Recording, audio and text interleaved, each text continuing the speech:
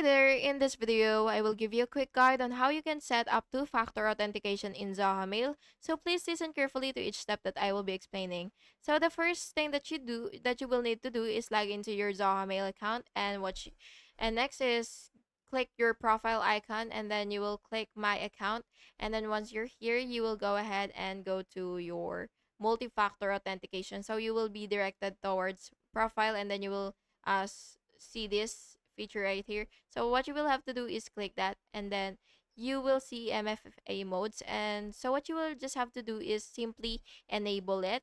And after that, you will choose your preferred method, like for example, the authenticator app, the SMS, or the email, or whatsoever. And then follow the prompts to verify your device by scanning the QR code or entering the verification code. And finally, you can just click save and test by logging out and logging back in to ensure that your 2FA is working properly. And by the way, you can also back up your verification codes, and you can generate new codes anytime that you want. And this will allow you to access your Zoho account when you're having trouble signing in. So that's basically just it.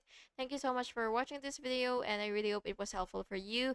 And if it was, please make sure to like and subscribe for more videos like this. Thank you and have an awesome day.